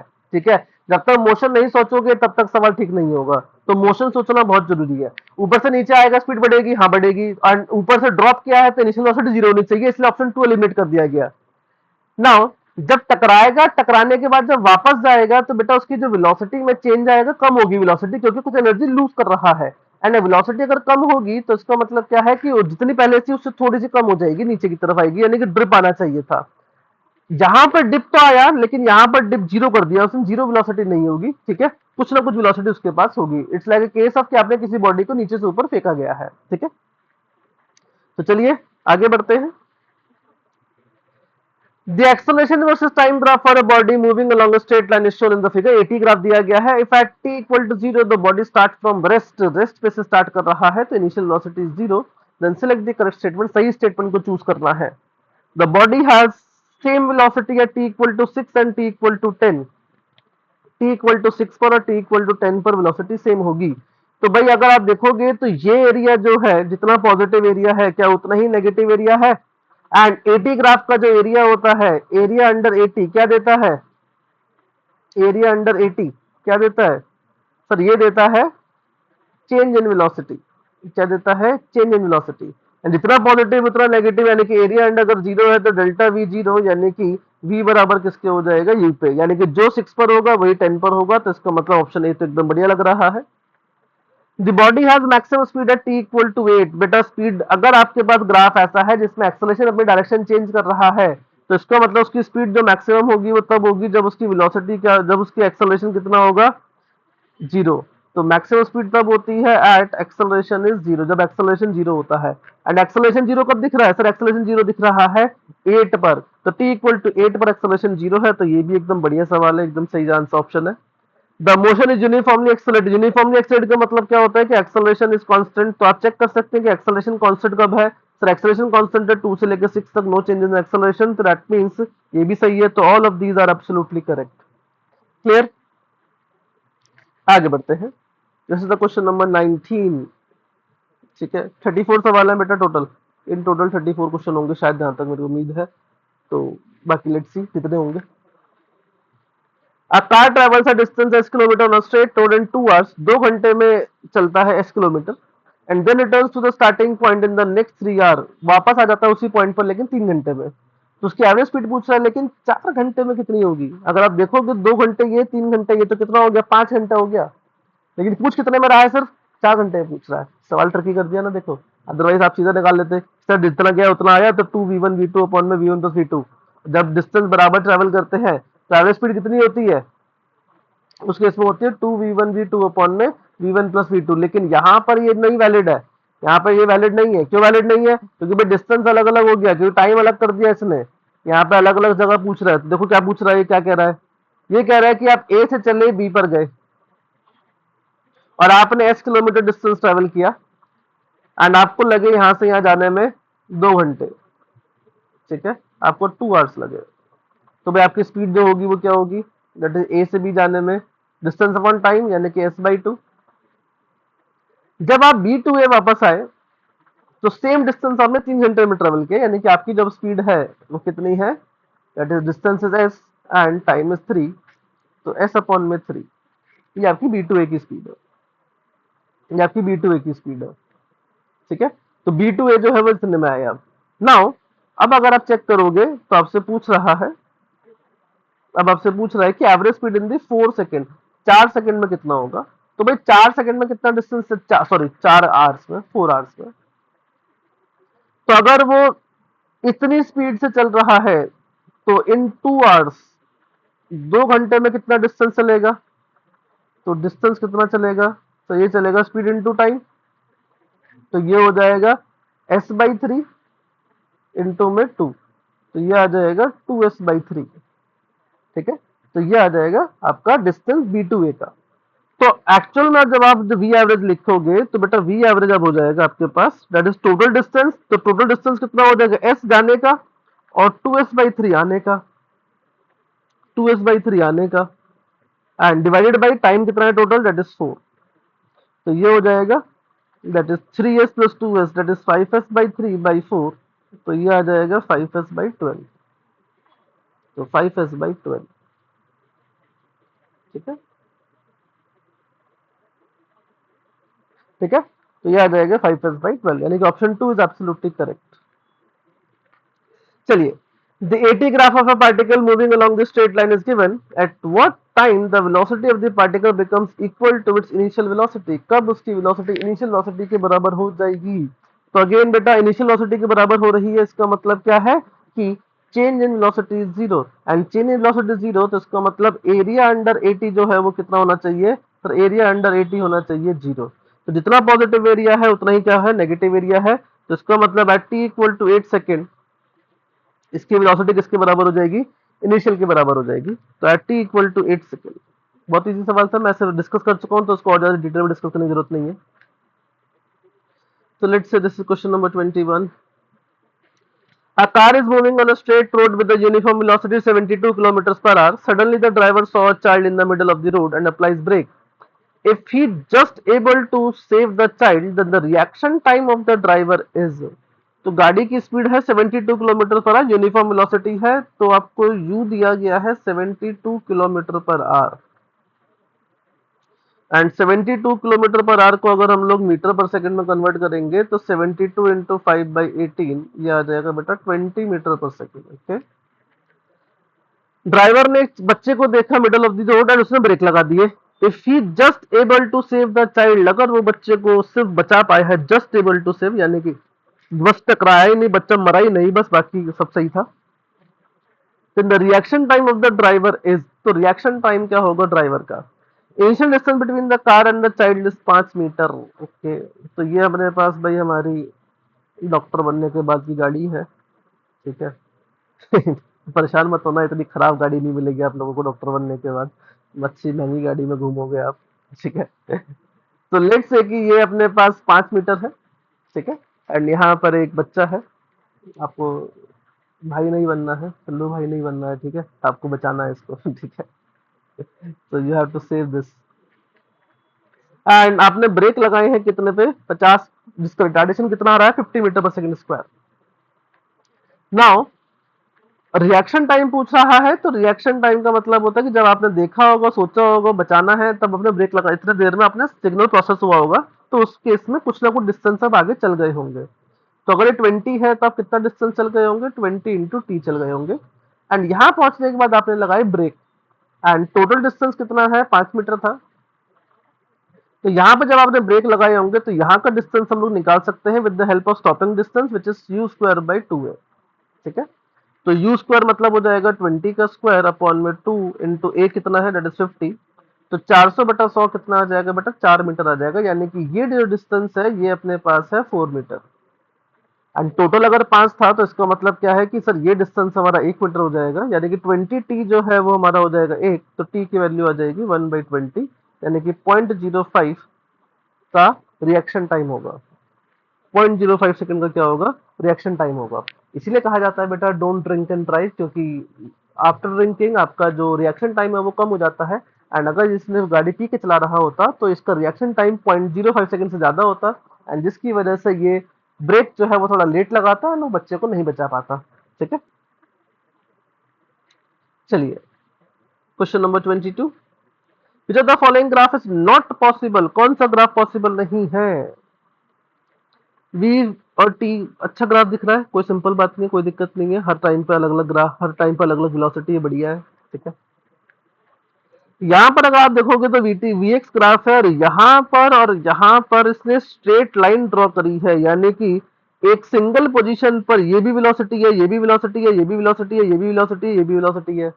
तो ये तो पॉसिबल नहीं है भाई अपने पास कि एक ही टाइम पे इतनी सारी वेलोसिटी हो जाए, इसके पास ये भी हो जाए, ये भी हो जाए, ये भी हो जाए, ये भी हो जाए, ये पॉसिबल नहीं है। तो दिस इज नॉट पॉसिबल। एक ही टाइम पर मल्टीपल वेलोसिटीज पॉसिबल नहीं है, एक ही पोजीशन पर अलग अलग वेलोसिटीज पॉसिबल नहीं है, तो दिस इज इनकरेक्ट। तो ये हमारा सही आंसर हो जाएगा। यहाँ पे देखोगे तो अलग अलग पोजीशन पर अलग अलग वेलोसिटीज है, बढ़िया है, कोई दिक्कत नहीं है। वेलोसिटी टाइम का कांस्टेंट हो सकती है, बढ़िया है, कोई दिक्कत नहीं है। बस ये वाला पॉसिबल नहीं है क्योंकि इसने कुछ स्ट्रेट लाइन बना दिया। अगर ये डॉटेड बनाता तो शायद एक बार को पॉसिबल होता, लेकिन स्ट्रेट लाइन पॉसिबल नहीं है, यानी कि एक ही पोजीशन पर मल्टीपल वेलोसिटीज पॉसिबल नहीं है, ठीक है। नेक्स्ट 23rd, दो solid balls identical size, one of the iron and other of the wood are released simultaneously from the rest from the same height, okay।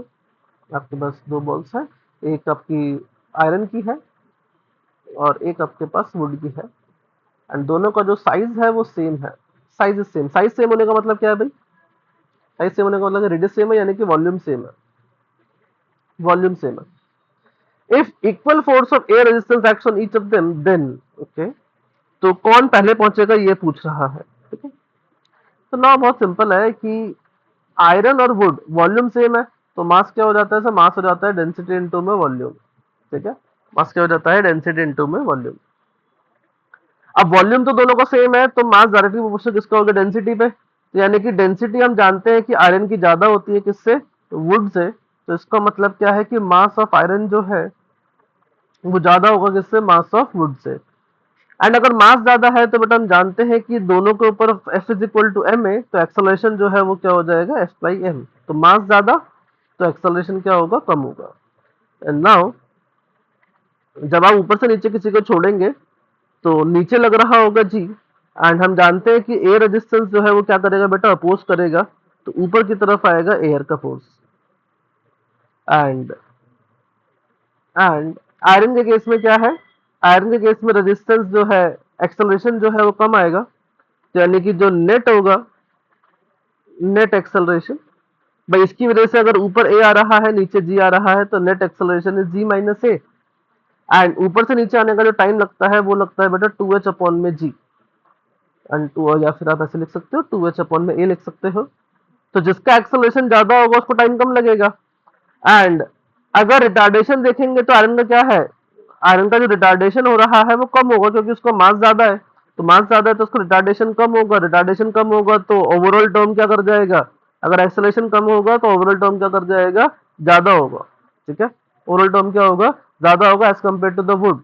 यानी कि नेट एक्सेलरेशन जो है, net acceleration of iron is more than the net acceleration of wood, and जिसका acceleration ज्यादा होगा उसको time क्या लगेगा, कम लगेगा। यानी कि आयरन की जो बॉल है वो जल्दी पहुंच जाएगी ग्राउंड पर।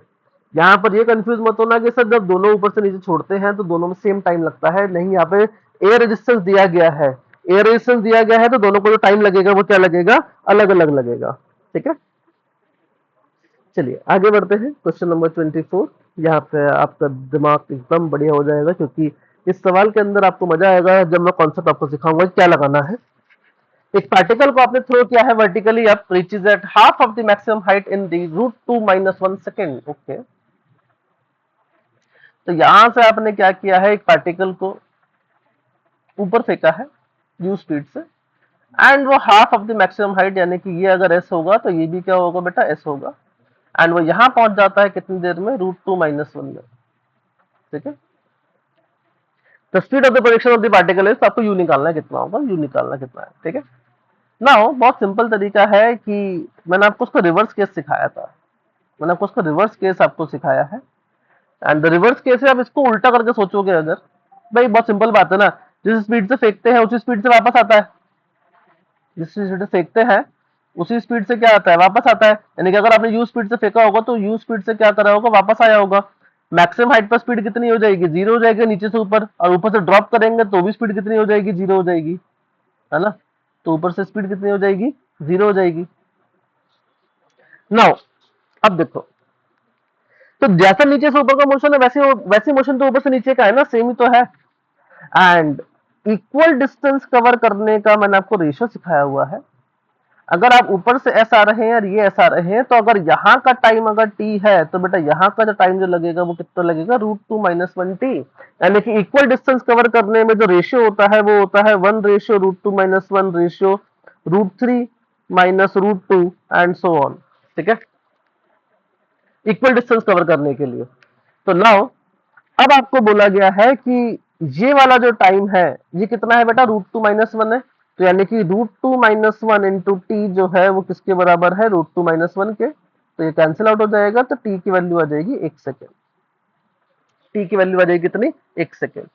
तो यानी कि ये जो टाइम है ये 1 सेकेंड का है, ये टाइम जो है वो कितने का है बेटा, 1 सेकेंड का है। और 1 सेकेंड में कोई भी पार्टिकल कितना डिस्टेंस ट्रेवल करता है सर, 1 सेकेंड में कोई भी पार्टिकल डिस्टेंस ट्रेवल करता है हाफ इंटू में 10 इंटू में 1 का स्क्वायर, यानी कि 5 मीटर का डिस्टेंस ट्रेवल करता है। तो अगर ये दोनों डिस्टेंस बराबर है तो ये अगर 5 मीटर है तो बेटा ये भी 5 मीटर होगा। तो ऊपर से नीचे टोटल कितना हो गया सर, ये हो गया अपना 10, ये कितना हो गया, 5 प्लस 5 दैट इज 10 मीटर हो गया। ठीक है, तो यानी कि जब आपने किसी पार्टिकल को फेंका किसी यू स्पीड से तो उसने जो मैक्सिमम हाइट अचीव करी है वो 10 मीटर करी है, और एच मैक्स जो होता है बेटा वो होता है यू स्क्वायर बाई 2g के बराबर। तो यह आ जाएगा 10 equal to u square upon में 2 इंटू 10। तो यहां से आप लिख पाओगे, यहां से आप लिख पाओगे, बेटा बहुत ज्यादा हैंग कर रहा है मेरा ये, I don't know why, but लेकिन बेयर विद मी। तो यू स्क्वायर बाई 2 इंटू 10, तो यहां से यू कितना आ जाएगा, 200 का रूट यानी कि 10 रूट 2 आ जाएगा। ठीक है, 10 रूट 2 आ जाएगा। तो 10 root 2 is the correct answer. ठीक है, तो 10 root 2 is the correct answer. मजेदार था एकदम, सवाल ही बदल दिया, वो नीचे से ऊपर फेंक रहा था, हमने ऊपर से नीचे फेंक दिया। चलिए आगे बढ़ते हैं। 25, when a particle is moving with a constant acceleration speed, भाई पार्टिकल अगर कांस्टेंट एक्सेलरेशन से जा रहा है तो उसकी स्पीड का क्या होगा, तो ये डिपेंड करेगा कि स्पीड किधर की तरफ है। एक्सेलरेशन अगर स्पीड अगर एक ही डायरेक्शन में हुए तो अच्छा है, तो उसमें बढ़ेगी। तो उस केस में स्पीड क्या करेगी, इंक्रीज करेगी। लेकिन अगर वेलोसिटी इधर हुई और एक्सेलरेशन इधर हुआ तो उस केस में क्या हो जाएगा, स्पीड घट जाएगी, यानी रिटार्डेशन का काम करेगा। तो इसका मतलब कुछ भी हो सकता है, may be increasing decreasing depending की स्पीड किधर की तरफ है ना, स्पीड से पता चलेगा। चलिए आगे बढ़ते हैं। A stone is released from a balloon going up with acceleration 2g. So this is the question number 26. तो एक्सेलरेशन जो है, एक स्टोन को रिलीज किया जाता है फ्रॉम ए बलून जो कि ऊपर जा रहा है with acceleration 2g। Okay, 2g से ऊपर जा रहा है तो लेट्स से कहीं ऊपर पहुंच गया एंड इसके पास एक्सेलरेशन है कितने का, 2g का ऊपर की तरफ। Okay, the acceleration of the stone after release is, जब आपने यहाँ से किसी स्टोन को अलग कर दिया, रिलीज कर दिया, तो आपसे पूछ रहा है कि उसका एक्सेलरेशन कितना होगा। बेटा अगर स्टोन बलून से अलग हो चुका है तो अब बलून को अगर आप देखोगे तो सिर्फ और सिर्फ उसके ऊपर कौन लग रहा होगा, ग्रेविटी का फोर्स लग रहा होगा और कोई फोर्स नहीं लग रहा होगा। एंड ग्रेविटी के फोर्स की वजह से जो उसके बाद एक्सेलरेशन आएगा वो कितना आएगा, दैट इज जी आएगा, किधर की तरफ आएगा, डाउनवर्ड आएगा, नीचे की तरफ। ठीक है, रिमेंबर जब भी आप किसी मूविंग ऑब्जेक्ट में से किसी बॉडी को सेपरेट करते हैं तो एक्सेलरेशन ट्रांसफर नहीं होता है, सिर्फ और सिर्फ वेलोसिटी ट्रांसफर होती है। अगर इसके पास वेलोसिटी v ऊपर की तरफ होती तो स्टोन के पास भी वेलोसिटी v ऊपर की तरफ होती, और एक्सेलरेशन जो है वो ग्रेविटी की वजह से, वो फोर्स की वजह से वो नीचे की तरफ आएगा इसलिए। ठीक है, चलिए 27। A particle is thrown vertically up with the speed of 45 meter per second. If g is equal to 10 meter per second square, the displacement of the particle during the 5th second, 5वें second में कितना displacement होगा। तो भाई अब कुछ लोग होशियार होंगे, एकदम कहेंगे सर 5th सेकंड में एस एन एथ का फॉर्मूला होता है तो u plus A by two into में 2 ए बाई टू इंटू में 2n-1 ये फॉर्मूला होता है। एंड आपने इसको 45 से फेंका था, ए की वैल्यू हमारे पास, जी की वैल्यू इस 10 है, नीचे की तरफ है तो माइनस कर देते हैं, तो ये आ जाएगा -10/2 एंड ये आ जाएगा 2 इंटू में 5-1। एंड इस बुद्धि से लगाओगे तो आप लिख दोगे कि कितना आ जाएगा, दैट इज 9 इंटू 5 45 से 0 हो जाएगा और ऑप्शन 4 लगा देंगे, है ना, ऑप्शन 4 लगा देंगे। And this is absolutely incorrect, ये एकदम गलत है, ये एकदम गलत है। ठीक है, दिस इज एब्सोल्युटली इनकरेक्ट। कैसे इनकरेक्ट है इस बात को बहुत ध्यान से समझिएगा।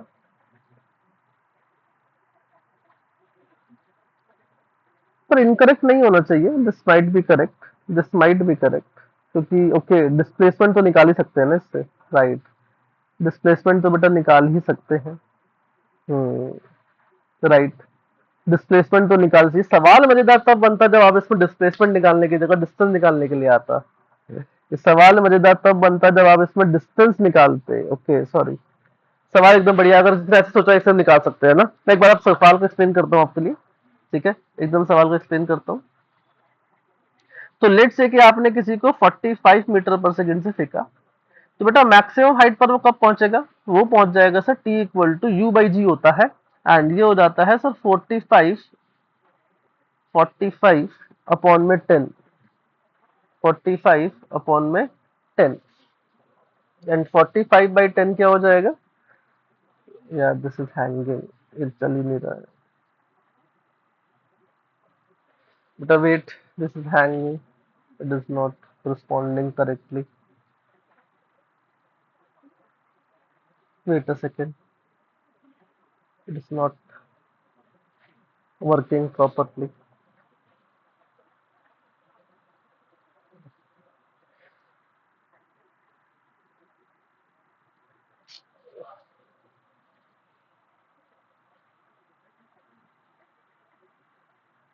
ओके, वेट, ठीक है, तो यहाँ पे अपने पास है 45 अपॉन में 10, तो which will come out to be 4.5, यानी कि 4.5 सेकंड में ऊपर पहुंच जाओगे। एंड अब आप यहाँ से वापस आना चालू करोगे, लेकिन आपसे तो 5th सेकंड की बात कर रहा है ना, एंड जब आपसे 5th सेकंड की बात कर रहा है तो 5th सेकंड का मतलब क्या है, t इक्वल टू 4 से t इक्वल टू 5 तक, जिसमें से हाफ सेकंड तो ये होगा 0.5 एंड हाफ सेकंड ये होगा, यानी कि 1। ठीक है, तो ये है हमारा एक्चुअल में सवाल। अब ये सवाल अगर डिस्टेंस के लिए होता तो सवाल इसने अच्छा नहीं बनाया है, इसे डिस्प्लेसमेंट का बना दिया। अगर ये सवाल डिस्टेंस का होता तो मजेदार सवाल हो जाता है ना, क्योंकि उस केस में जीरो लगा के आ जाते हैं आप, है ना, इस फॉर्मूले से, लेकिन ऐसा होगा नहीं, है ना, ऐसा होगा नहीं। तो भाई डिस्प्लेसमेंट अगर मैं देखूंगा तो जितना यहाँ से यहाँ ट्रैवल किया होगा उतना ही यहाँ से यहाँ वापस आ गया होगा। 0.5 सेकंड में ऊपर गया, 0.5 सेकंड में नीचे आया, तो जितना ऊपर गया उतना नीचे आया, तो कितना हो जाएगा, जीरो हो जाएगा। तो एकदम सही आंसर है, zero is the correct answer, no issues. लेकिन अगर मैं डिस्टेंस निकालना चाहता, अगर मैं आपसे डिस्टेंस यहाँ पे निकालना चाहता, तो डिस्टेंस क्या हो जाएगा सर, 0.5 सेकंड अगर चला है तो ये आ जाएगा, डेट इज ऊपर से किसी को ड्रॉप करते हैं तो 0.5 सेकंड में कितना चलेगा, डेट इज हाफ इंटू में 10 इंटू में 0.5 का स्क्वायर, तो कितना आ जाएगा, ये आ जाएगा 5 इंटू में 0.25, तो यहां से कितना आ जाएगा, दिस इज 1.25।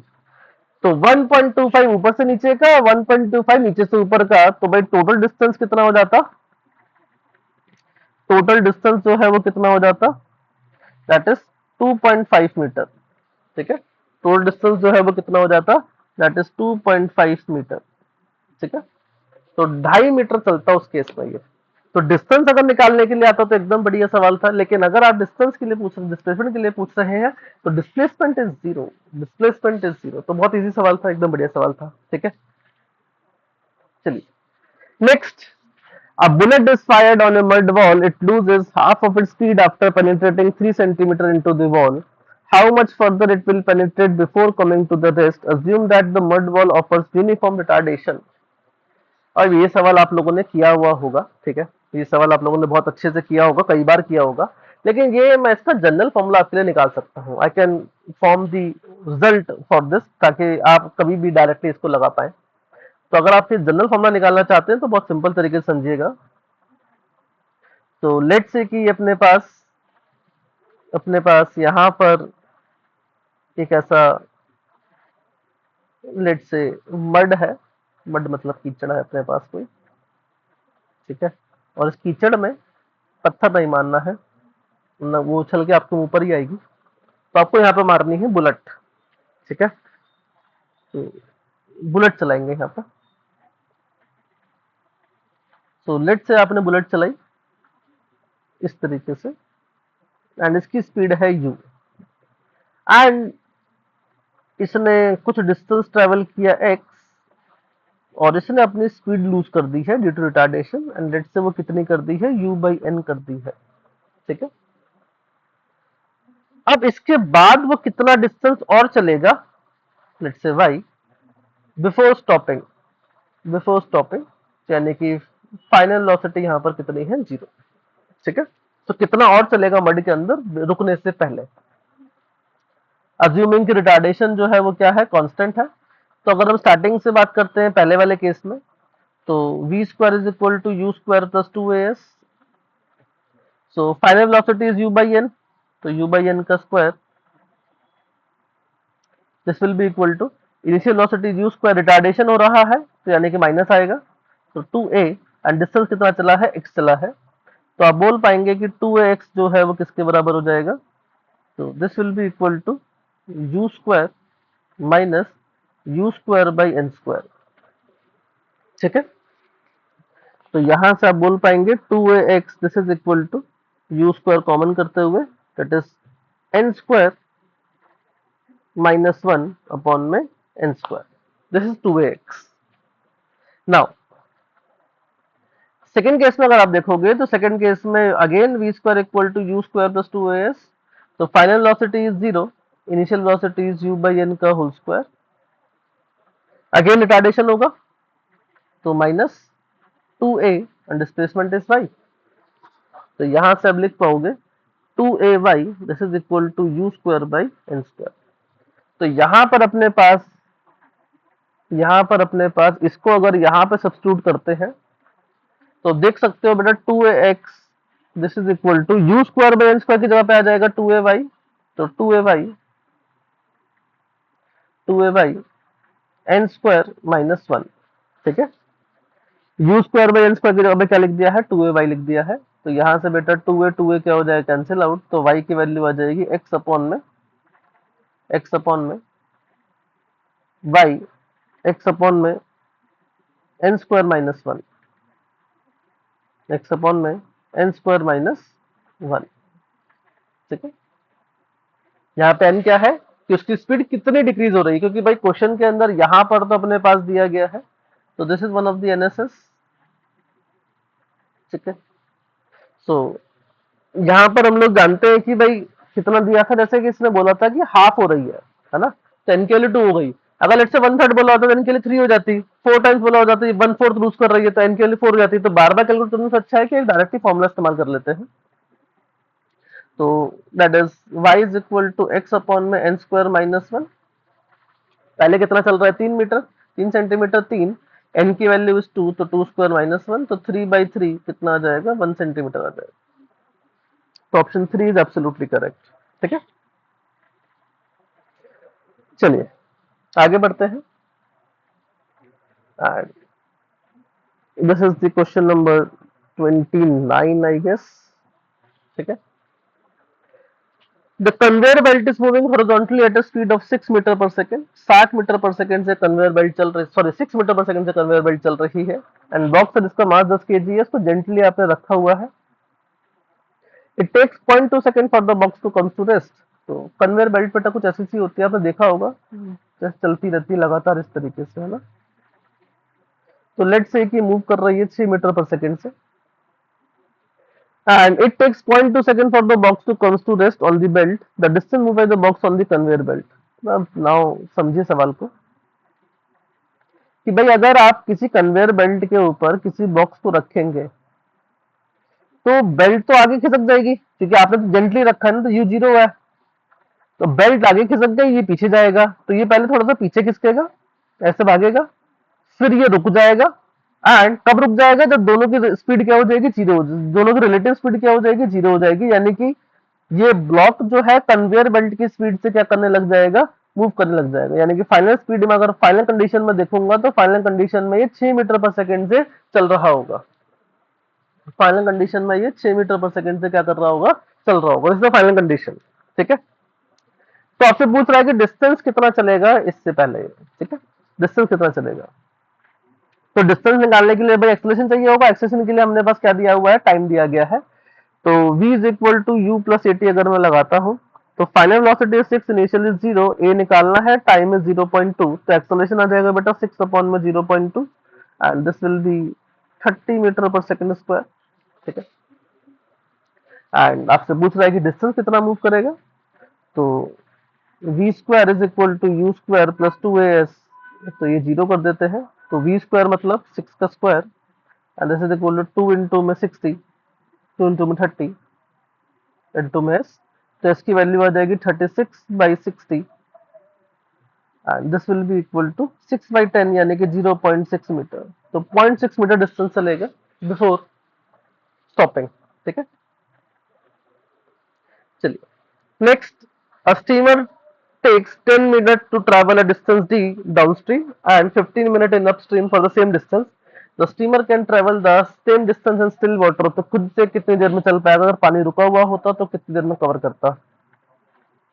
तो लेट से पहले डाउनस्ट्रीम जा रहा है, डाउनस्ट्रीम का मतलब होता है कि सेम बहाव के साथ, जिस स्पीड से पानी फ्लो कर रहा है उसी स्पीड से, यानी कि लेट से कि स्टीमर जो है, इसको बॉक्स से दिखा देते हैं, वो यू स्पीड से जा रहा है और पानी जो है वो वी स्पीड से जा रहा है। तो जैसे डाउनस्ट्रीम जब पानी के फ्लो के साथ मूव करते हैं तो उस टाइम में स्पीड बढ़ जाएगी, एंड यहाँ पर जो टाइम लगेगा लेट से t1 मान लेते हैं, एंड डिस्टेंस जो ट्रेवल करेगा लेट से वो d मान लेते हैं, तो d अपॉन में दोनों की स्पीड ऐड हो जाएगी, that is u plus D.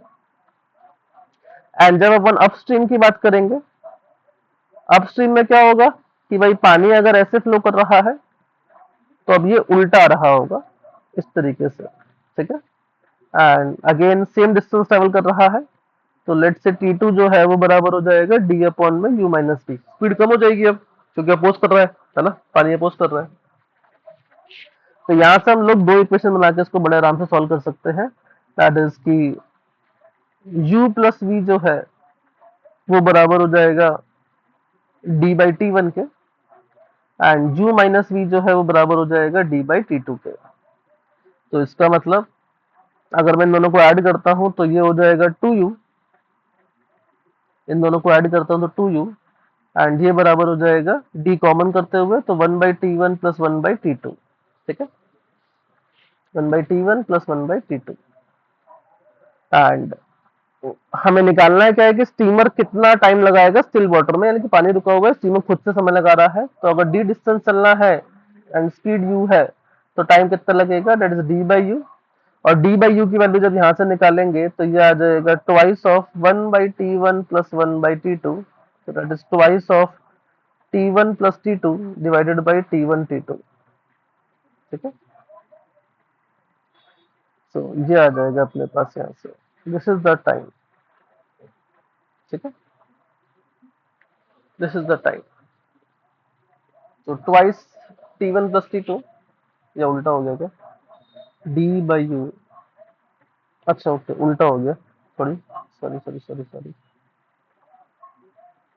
D by you, okay, upon में जाएगा। तो ये अपने पास आएगा, ये अपने पास आएगा, that is T1 T2 divided by T1 plus T2। ठीक है, एंड यहाँ पर आपको T1 दिया गया है कितना है 10, T2 दिया गया है 15 एंड डिवाइडेड बाई 10 प्लस 15। तो ये कितना आ जाएगा, दैट इज 15 और 10 का हो जाता है 6 एंड 2 इंटू में 6 ये हो जाएगा कितना 12 हो जाएगा। ठीक है, तो 12 मिनट के अंदर जो है वो स्टिल वाटर में ट्रेवल कर पाएगा। चलिए next is 31st। Water drops are falling regularly at a constant interval of 1 second from a tap. If the total time taken by the drop to strike the ground is 5 seconds, then the distance between the second and third drop when the first drop just hits the ground। तो भाई पानी की जो droplet वाली problem होती है वो वाला सवाल भी हम लोग कर रहे हैं। भाई 5 सेकंड में जो है ड्रॉप जो है वो पहुंच जा रही है। ठीक है, 5 सेकंड में। तो फर्स्ट ड्रॉप जो है वो यहाँ पहुंच जा रही है, फर्स्ट ड्रॉप यहाँ पर है एंड 5 सेकंड में ऐसा हो रहा है, 5 सेकंड में। तो सेकंड ड्रॉप कहीं यहाँ पर होगी, थर्ड ड्रॉप कहीं यहाँ पर होगी, देन फोर्थ ड्रॉप यहाँ पर होगी एंड 5 सेकंड हो चुके हैं, 5 सेकंड हो चुके हैं, तो that means fifth drop travel कर चुकी होगी एंड सिक्स्थ ड्रॉप जो है वो निकलने वाली होगी, this is the sixth drop. And अब चेक करोगे तो आप इंटरवल बना पाओगे, एक, हर एक ड्रॉप जो है 1 सेकंड के इंटरवल में है, तो एक, एक एंड एक। क्या चेक कर पा रहे हैं कि टोटल टाइम इस 5 सेकंड हो गया है, 5 सेकंड के अंदर कौन पहुंच चुका है, 1 1 1 1 1, टोटल मिला के 5 हो जाएगा। ठीक है, एंड नाउ वी नो कि मोशन अंडर ग्रेविटी है, तो इसका मतलब गैलीलियो रेशियो इज वैलिड। तो अगर ये डिस्टेंस s होगा तो ये 3s होगा, तो ये हो जाएगा हमारा 5s, ये हो जाएगा 7s एंड ये हो जाएगा 9s। ठीक है, तो अब यहाँ से आप किसी भी ड्रॉप के बीच का डिस्टेंस निकाल सकते हैं और आपसे पूछ रहा है कि सेकंड एंड थर्ड के बीच में, यानी कि सेकंड और थर्ड यानी कि 7s निकालना है, और s की वैल्यू कितनी हो जाएगी, 1 सेकंड में कितना चलता है, t इक्वल टू 1 में कितना चलेगा, that is s is equal to half into 10 into में 1 का स्क्वायर, तो ये हो जाएगा 5 मीटर। ठीक है, and 7s second and third की बात हो रही है, सेकंड एंड थर्ड की बात हो रही है, तो यहां से अपने पास कितना आ जाएगा, दैट इज 7s, तो d is equal to 7s, तो 7 इंटू 5 कितना हो जाएगा 35। ठीक है, 7 इंटू 5 कितना हो जाएगा 35। तो 35 मीटर का जो है अपने पास क्या हो जाएगा, डिस्टेंस हो जाएगा सेकंड एंड थर्ड ड्रॉप में। अब चाहे आप कोई सी भी ड्रॉप के बीच में पूछना चाहता कर सकते थे, आप फिफ्थ एंड फर्स्ट में करना चाहो, फोर्थ एंड सेकंड में करना चाहो, फिफ्थ एंड थर्ड में करना चाहो, जिसमें निकालना चाहो उससे निकाल सकते हैं। ठीक है, चलिए आगे बढ़ते हैं। 32, a juggler has 7 balls in air at a time and the balls are thrown at an interval of n seconds. Find the maximum speed at which the ball comes to juggler's hand. Assume air friction negligible and g is equal to this। तो भाई 7 balls हवा में है, ध्यान रखना 7 ball हवा में है एंड जो बॉल आप फेंकने वाले होते हैं वो हवा में नहीं मानी जाती है। ठीक है, जो बॉल आप फेंकने वाले होते हैं वो बॉल हवा में नहीं मानी जाती है। तो जो बॉल हाथ में होगी उसको हटा के 7 बॉल बनानी पड़ेगी। तो 1 2 3 4 5 6 and 7।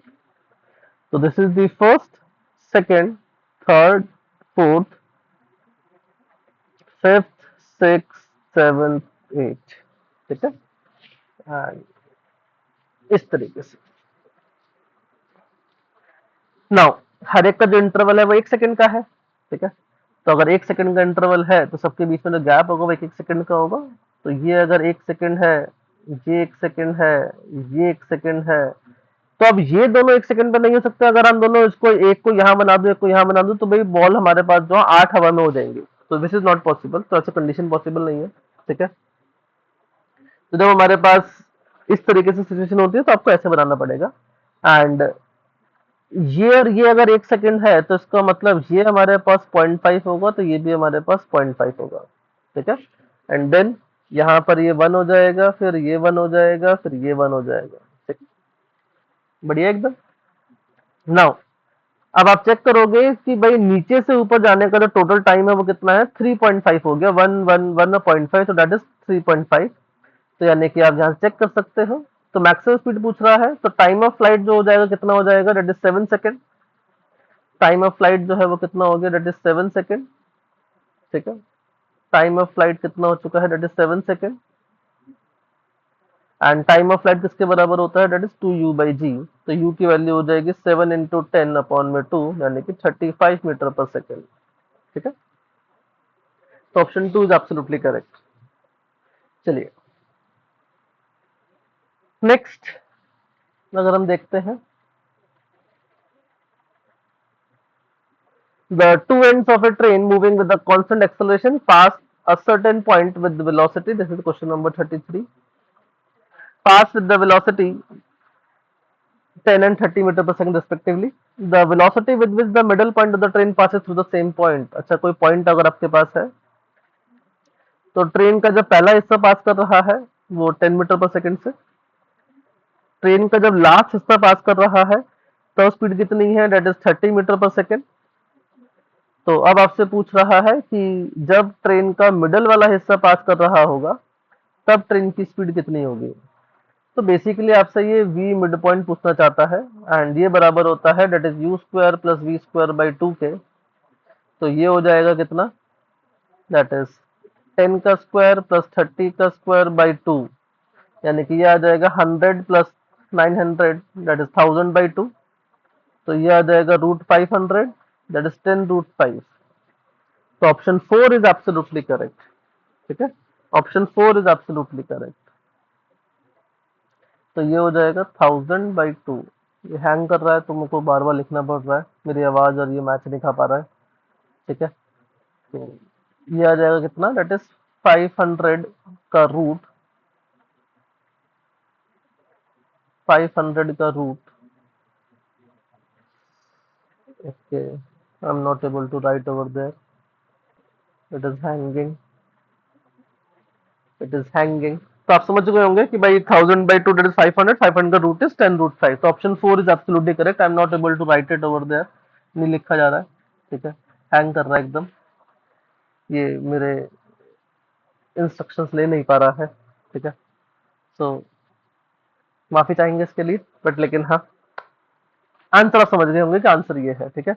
तो just wait for a second कि हट जाएगा तो मैं लिख दूंगा, अगर ये हैंग होना हट जाएगा तो मैं लिख दूंगा। तो बेटा मैं आपको सिखाया भी था रिवीजन लेक्चर के अंदर, मिड पॉइंट का मतलब आपको जरूरी नहीं है कि हमेशा ऐसे ही बोले कि एक पार्टिकल है। इस तरीके से आप पोल के केस में समझ सकते हैं कि भाई एक ट्रेन पास कर रही है, ट्रेन का कोई हिस्सा अगर ऐसा है तो वो अगर ऐसे जा रहा है तो उसके बारे में बात कर सकते हैं, है ना। तो इस तरीके से किया जा सकता है, ठीक है। अब इसने रिस्पॉन्ड लेना चालू किया है, देखो आप अब ये अलग अलग तरीके से लिखेगा एकदम से फटाफट फटाफट से।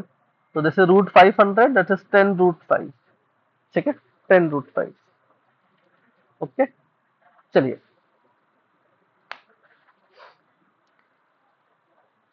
नेक्स्ट हमारे पास कुछ नहीं शायद है, ओके। लास्ट सवाल है शायद। The starting from rest the particles accelerate at a rate, this is the question number 34। Starting from rest, a particle accelerate at a rate of 6 meter per second square and then decelerate at a rate of 3 meter per second square and finally comes to rest after traveling a distance of 16 meter, okay। पहले accelerate करा फिर decelerate करा, वापस rest पर आ गया, यानी कि rest से शुरुआत करी थी, रेस्ट पे वापस आ गया। तो इसी तक केस जब आप सिंपली याद करते थे इस तरीके से कि पहले स्टार्ट किया, एक्सलेट करा, फिर वापस से किस पर आ गया, रेस्ट पर आ गया, वापस से किस पर आ गया, रेस्ट पर आ गया। तो इस तरीके से this is the VT graph, ठीक है। एंड इसके अंदर जो वी मैक्स था that is equal to alpha beta t upon में अल्फा प्लस बीटा, एंड जो डिस्टेंस से ट्रेवल करता है, डिस्टेंस ट्रेवल करता है that is alpha beta t square upon में twice of alpha plus beta, ठीक है, twice of alpha plus beta. Now यहाँ पे आपको दिया गया डिस्टेंस 16 मीटर है, चल रहा है, आपको निकालना है क्या, मैक्सिमम पॉसिबल स्पीड यानी कि वीमैक्स निकालना है, ठीक है। तो 16 को आप बराबर रख पाओगे, एक्सेलरेशन है 6 का, रिटार्डेशन है 3 का, टाइम आपको पता नहीं है, and this is twice alpha plus beta यानी कि 3 प्लस 6। तो यहाँ से कितना आ जाएगा ये, that is 9 into two 18, and ये आ जाएगा 16 इंटू में 18 अपॉन में 18 and equal to t square. तो यहाँ से 18 से 18 कैंसिल आउट हो पाएगा, यहाँ से 18 से 18 कैंसिल आउट हो पाएगा, एंड टी की वैल्यू आ जाएगी 4। एंड अगर टी की वैल्यू 4 आ जाती है तो वी मैक्स हम लिख पाएंगे that is 6 into 3 into 4 divided by 6 plus 3। तो 18 बाई 9 हो जाएगा 2, एंड 2 इंटू 4 हो जाएगा कितना, 8। तो ये आ जाएगा 8 मीटर पर second. That is option 1 is absolutely correct, ठीक है, 8 मीटर पर सेकेंड। तो दो फॉर्मूले हैं इसके बेटा, दो अलग अलग केस बनते हैं बस। यहाँ पे टी जो याद रखना, टी क्या है, टोटल टाइम होता है, एंड एक और रिलेशन होता है that is alpha t one is equal to alpha beta t two, कितनी देर के लिए एक्सेलरेट करा, कितनी देर के लिए रिटार्ड किया, उसके बीच में रिलेशन। इसी के साथ बेटा हमारा एक और शानदार रिवीजन लेक्चर खत्म होता है, दैट इज सीटीक्यू। आई होप अगर आपने यहाँ तक बने हुए हैं तो आप लोगों ने बहुत सारी चीजें सीखी होंगी, बहुत सारे सवाल आप लोगों ने लगाए होंगे, कुछ नहीं लगे होंगे। तो कमेंट सेक्शन में जरूर बताइएगा मेरे को कि भाई क्वेश्चन का लेवल कैसा था। कमेंट सेक्शन में जरूर बताइएगा आपसे इन 34 क्वेश्चन में से कितने क्वेश्चन आप लोग खुद से कर पाए, अपने हिसाब से कर पाए, ठीक है, एंड कौन कौन से मेथड आपको अच्छे लगे। तो एंड इन केस अगर आपको किसी चैप्टर का पहले रिवीजन चाहिए तो please let me know in the comment section, I will have the that session first, okay. चलिए बच्चे लोग मिलते हैं अगली क्लास में, bye bye, take care, signing of.